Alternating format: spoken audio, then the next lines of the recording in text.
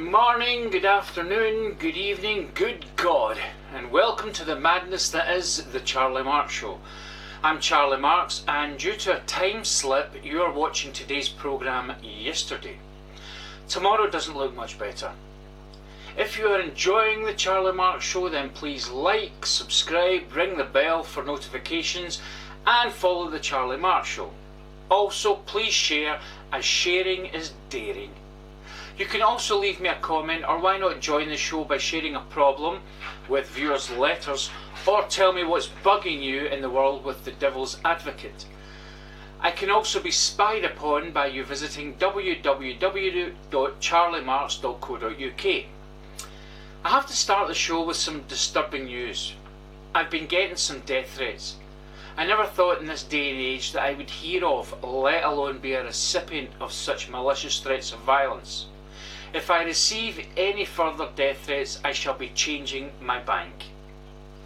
Coming up on tonight's show, we have viewers' letter, plus all the latest fake news from around the world and beyond from the CM Newsroom, plus our very special guest, plus Storytime with Sir Percival Homosexual reading the horror classic George the £5 Note, and of course moans and groans and things that go irk in the night with the Devil's Advocate.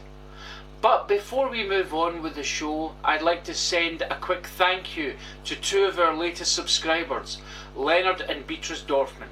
Sadly, your request for me to adopt your grandchildren must be denied, as I'm allergic to other people's children. And now, before all the insanity which is the Charlie Marx Show, a quick word from our sponsor.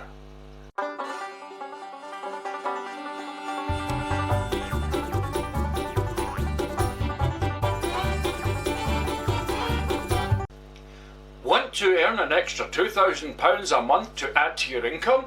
So do I, and if you find out how, let me know.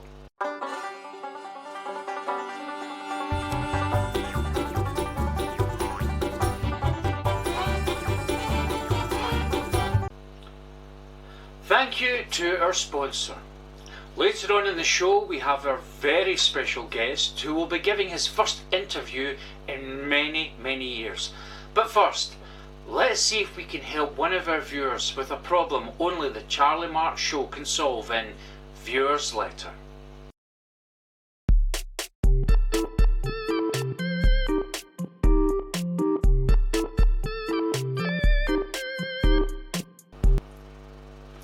This week's viewer's letter comes from someone who wants to remain anonymous due to the embarrassing nature of their problem.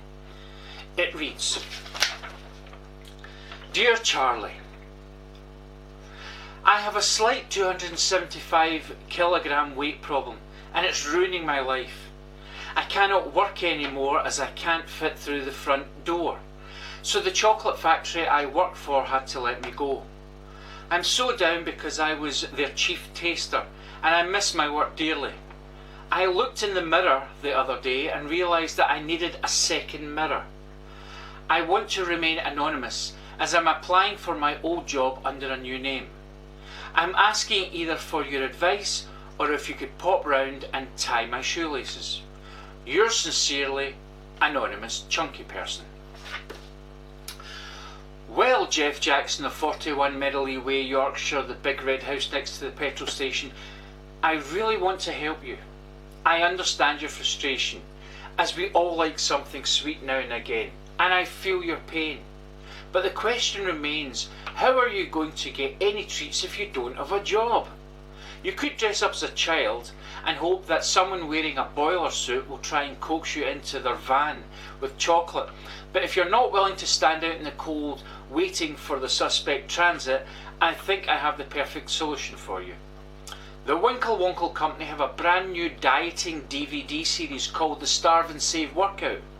The DVD series has been specifically designed to help keep you sweaty, starving and saving your money. There is lots of science behind this product, but you don't need to know any of it. You'll be bursting out of your lycra to get hold of this DVD set. Firstly, when you sign up, you will get part 1 on DVD, which you can watch from the comfort of your own home. That's right. No more going to the gym to be amongst people so much better looking and fitter than you. Each DVD is only $9.99, and when you subscribe to the monthly 10-year course, you will receive this low-fat Boris Johnson at the Wurlitzer absolutely at a reasonable price. Each DVD has a 10-hour workout designed by a professional thin person, and with all that working out, you'll have no time to eat. You will save a fortune because you have less body, which means using less soap in the shower. No more people calling you fatty bum head, or stinky belly blobber, or chunky monkey who's less than hunky, or fatty splatty who swashed the catty, or flobby blob who can't see his feet. Sign up now, and don't forget to claim your fabulous Boris Johnson at the Wurlitzer album. I hope this helps you, Geoff Jackson, of 41 Merrily Way, Yorkshire, the big red house next to the petrol station. Tune in next time for another viewer's letter.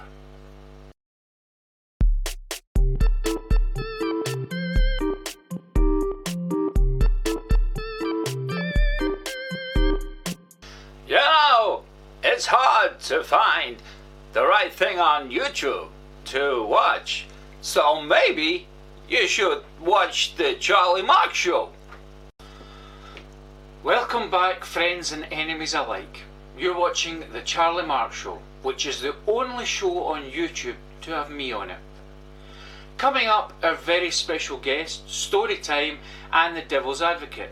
But before all that, it's time to get a roundup of the latest fake news from around the world and beyond with CM News.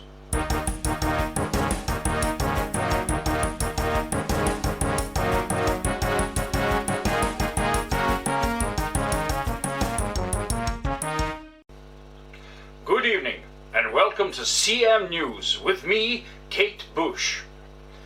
A spate of crimes in the usually sleepy town of snoozy, slumberous, sluggish place has left police bamboozled. It appears that a gay burglar of pink persuasion broke into 99-year-old Albert Albertson's garden and sexually assaulted 3 bearded garden ornaments. A police spokesman said police will spare no expense in apprehending the culprit who has been breaking into these gnomes. Scientists in Japan believe they have proven that the Beatles song Can't Buy Me Love is wrong. At a science convention in Amsterdam, Professor Okidoki stated that for €10 he experienced things his mother would disown him for. Fellow scientist Dr. Hokikoki did not take part in the experiment as he'd left his wallet in his hotel. James Bond, the spy who has saved the world on numerous occasions, has sadly died. 007 passed quietly underneath a mango tree in Ayrshire, Scotland, late last night. He is survived by his many women and their 1,579 children. And finally, Old Man Noah is at it once again. The crazy old chap from biblical times caused mayhem when he hijacked a rowboat in Rotherham Park, filling it with 2 of some animals. The park warden raised the alarm after 2 hamsters threw an oar out of the water. And that was the latest headlines. This is Kate Bush for CM News. Good night.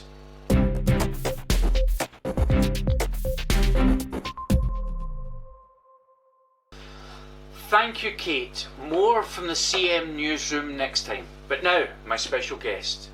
My guest this evening is not normally known for giving interviews, but with the release of his new book, God's Insurance, please welcome via satellite, God. Welcome to the show, God. Thanks for having me, and I just want to say I'm a big fan of the show, Charlie. High praise indeed. Now, I have to ask... You don't have to. You have free will. Okay, I won't bother. My next question would be, this is only your second novel, your first being the Old Testament. Why have you waited thousands of years to release your next book? Well, let me just start off by saying that my first book was a fantasy novel, which some people liked and others believed the whole plot was a bit far-fetched. And although it did relatively well, I thought I'd try a more practical non-fiction book, God's Insurance. What kind of insurance is the book about?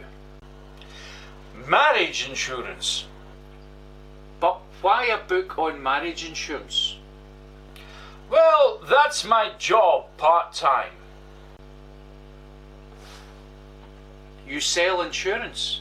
Marriage insurance. Marriage insurance. Why would God, you, someone with another more important job, want to sell marriage insurance? Obviously, it's what I have experience in, but more than just that, I personally believe everyone should have marriage insurance. So, take me through the advantages of marriage insurance. A marriage insurance policy covers you for all kinds of issues you may come up against whilst in holy matrimony. For example, if your wife is a big spender, then there is an overspending clause which will automatically kick in. And should your beloved be standing in the checkout queue with 18 bundles of designer dresses, then there will be divine intervention to set off the fire alarm in the store. Now, you don't get that with eSure. You certainly don't. Your book gives advice on all other kinds of benefits you can get from your insurance. What separates God's marriage insurance from other insurances? You get my me-given right to a full discount if you're not completely satisfied. But it's not only my holy seal of approval. Tell me an insurance company that can give you this. Your wife has a headache. What you gonna do? I don't know. I suppose I could just go for a walk. That's a sin. Going for a walk? Sorry, I've just sold a bunch of these policies to some politicians. No, my friend, you do not need to go for a walk. If your wife gets a headache, we will send you a replacement wife within 24 hours. That's quite a sales pitch. And that's not even my best pitch. Picture this. You're just back from dropping the kids off at football practice or dancing class. You get in the house and all you want to do is sit in your favorite chair, open a beer and watch TV. But your wife insists you fix all the things in the house you promised to fix. She's going to moan and nag you until finally you give up on your day and do what she wants. But not with my marriage insurance. Should our customers find themselves in this position, we will send down a plague of silence on your beloved. I think I'm warming to taking out your insurance. I'll speak to you after the show. And finally, and this is for all the males who are not yet married, we offer mistake insurance. Sounds intriguing. Care to elaborate? When a man is young, he will usually say some stupid things to a female that shows him a little bit of attention. Even something stupid as, "I'd die for you." Now, we all know that this should never be said unless you're absolutely sure, 100% positive, that you're going to die. Then this insurance policy will give the female complete amnesia. We know the book, God's Insurance, costs $9.99, but I suppose the question everyone wants answered is, how much is the actual insurance policy? Can you really put a price on this kind of £2,000? Well, that's all we have time for. Ladies and gentlemen, God. Join me next time when our guest for the show will be someone promoting something you don't need. But now, it's time to slip into your pyjamas, get your cozy blanket, throw another weasel in the fire, and curl up in the sofa with a nice glass of wine as Sir Percival Homosexual reads this week's tale of horror and suspense, George the £5 note, in Storytime.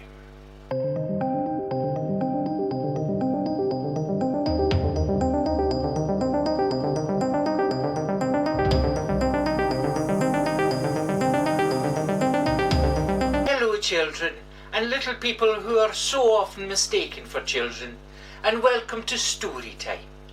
Tonight's tale is a dramatic true story from a farce place, the middle of earth, called Halfway Earth, titled George the £5 note. Are you sitting comfortably with your bottle of vodka and your last cigarette? Then we'll begin. George was born a pristine, crisp £5 note in the mint back in 1978. His mother had hoped for a £20 note, or even a tenner, but when George was born she looked at his lovely little serial number and knew she would love him the same way she loved all her sterling family. George wanted to make his mother proud. After all, his father, a rather crumply £50 note, had left them shortly after George was born. His mother had never spoken about his father's departure, but the gossip in the bank vault voiced rumours of him running off with a cheque. When George reached the age of 1, he was taken from his home in the bank vault and placed in the cashier's money drawer. He waved goodbye to his family and began his journey. All the young notes often talked about the automatic counting machine and how much fun it was, and George hoped he'd get to ride the machine. His older brothers and sisters had left for the cashier's money box some time ago, and their letters back home to their mother had always been exciting. George hoped that he might be one of the lucky notes who ended up in a pole dancer's garter belt, but what he really wanted, what he desired more than anything, was to appear on the theatre stage.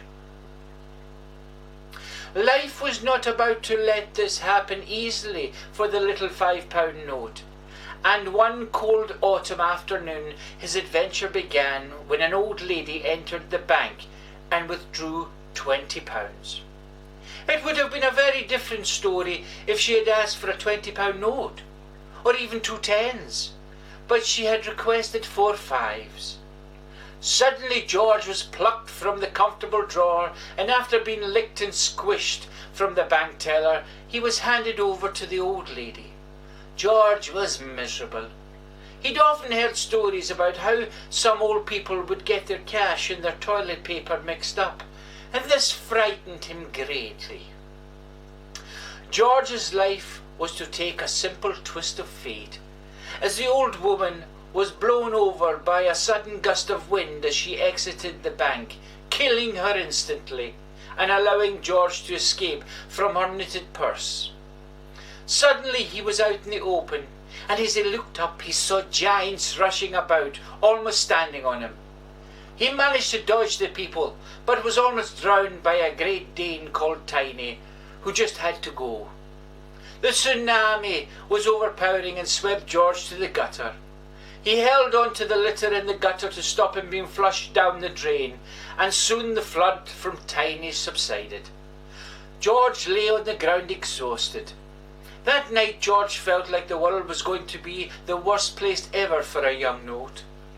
He thought about his mother and his younger siblings back in the bank, and his aunt and uncle now living somewhere in Europe, working alongside a group of Euros to help bring around the fate of the rich.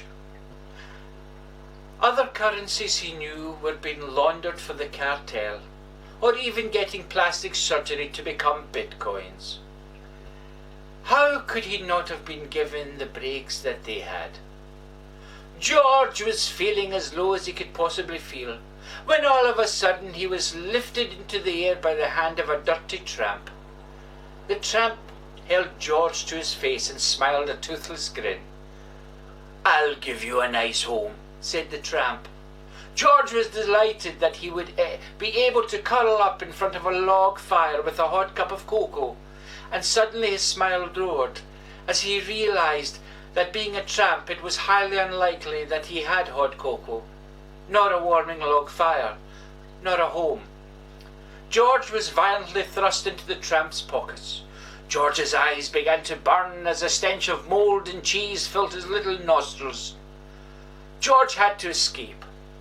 Luckily for George, the tramp had unknowingly scratched a hole in his trouser pockets, trying to alleviate a continual itch, and George took the opportunity to slide out of the tramp's pocket, past his stained underwear and out through a substantial rip in his knees. George ran down the pavement, wishing that he believed in God so he could thank him, and as the little note ducked down an alleyway, he stopped breathing heavily. George remembered all the warnings he'd received from his mother about the outside world, the drugs, the prostitutes, the gangs, and if he wasn't careful, he could end up living the life of a coin. George was most certainly not going to let that happen, as his destiny lay elsewhere, the stage. George walked the streets that night not knowing if his destiny would find him or he would end up being slid into a cigarette machine, when suddenly he looked up at a bright light which was illuminating the wet pavement. There he was, after so much despair, standing under the bright lights of a theatre. The rest of that night he just stood and waited for a way in, hoping to catch a ride on a Gucci shoe or a Jimmy Choo heel. Then it would be all down to him to get his big break through his talent and earn his place on the stage. Night after night he would wait outside the theatre, never being taken in and having to watch people leave the theatre laughing and smiling as they had just been to see a musical written by Charlie Marx. Oh, how he longed to be in a play or a musical written by Charlie Marx, but he decided not to think about that anymore, as he was not getting paid enough to promote Charlie Marx. One night, as he thought about ending his life by rolling himself up and finding a young man in a suit who liked cocaine, he was lifted into the air by a middle-aged lady of the night and shoved into her bra. Oh, the joy, thought George. He was warm, happy, and a little turned on. George suddenly found religion and thanked God for the boobs. Okay, it wasn't much of a prayer, but it was something. George slept like a baby that night, and when he awoke in darkness. Where were his warm breasts? What had happened? Suddenly a voice came out of the darkness. Hello, little £5 note. Do you know where you are? George shook his head, then realized that being in the darkness, the voice would not see him. No, whispered George. You're in the cash register of a shop that sells booze. My name is Bill, and I'm an IOU note. George suddenly realized that either the boobs that he once called home belonged not to a lady of the night, but an undercover detective who had placed him in the cash register for his own protection while she solved a crime. Or she was a cheap tart with a drink problem.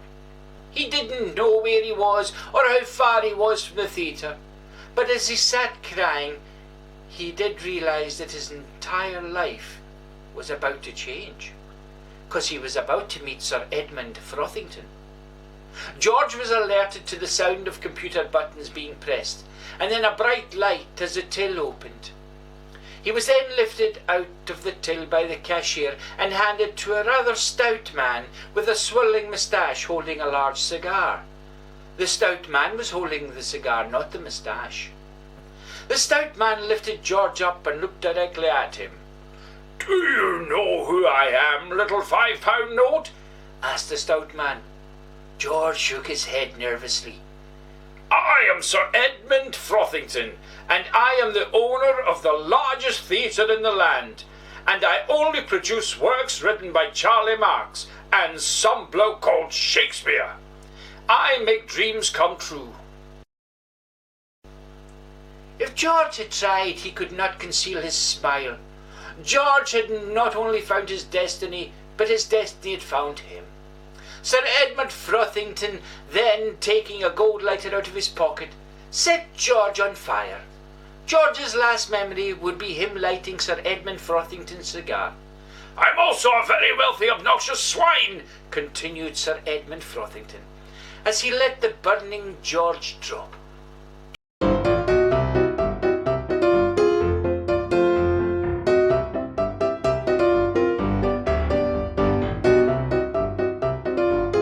We'll be back next time with another thrilling tale in Storytime. But now it's time for another roundup of moans and groans in The Devil's Advocate.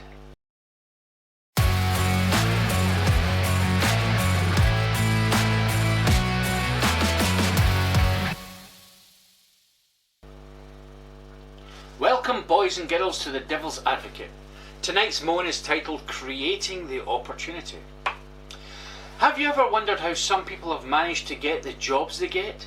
Is it down to qualifications, nepotism, or is it just plain luck?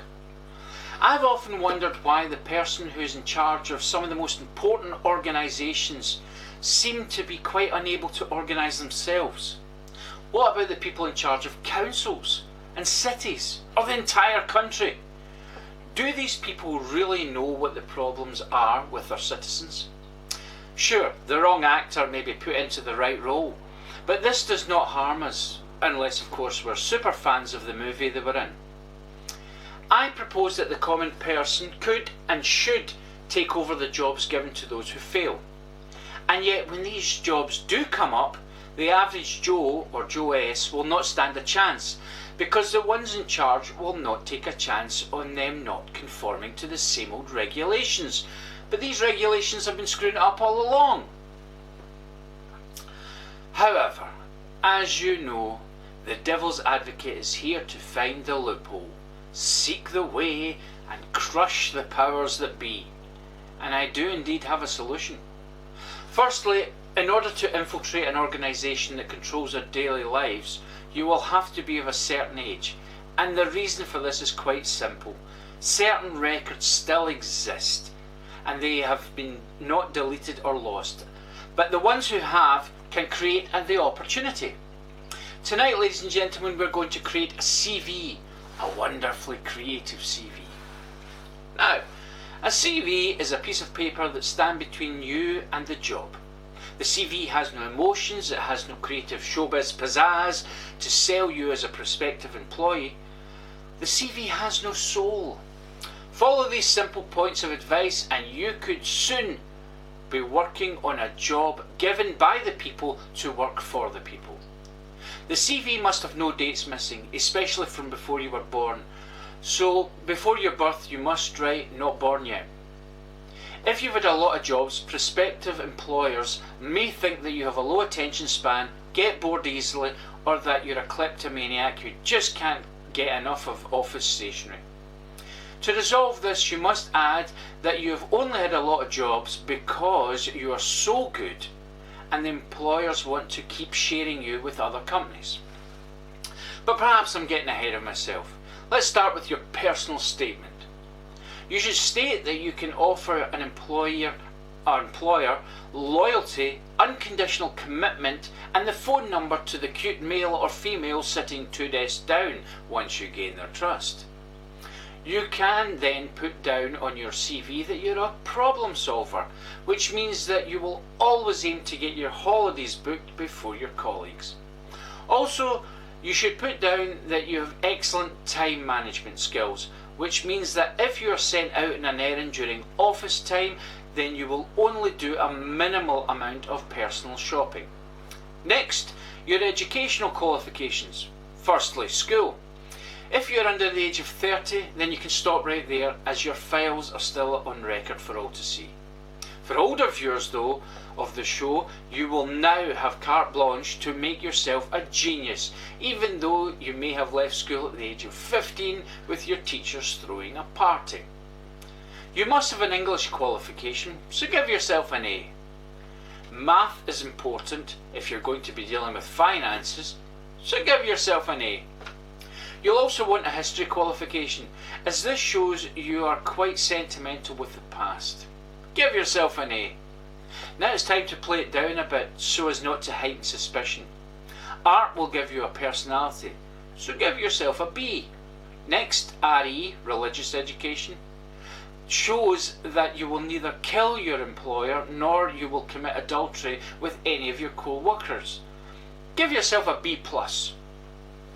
If you don't have a university degree, then give yourself a university degree. Let's be honest, everyone's got one nowadays anyway. Now we can move on to your key skills and achievements. You may think you have some ideas for this section, but really you don't.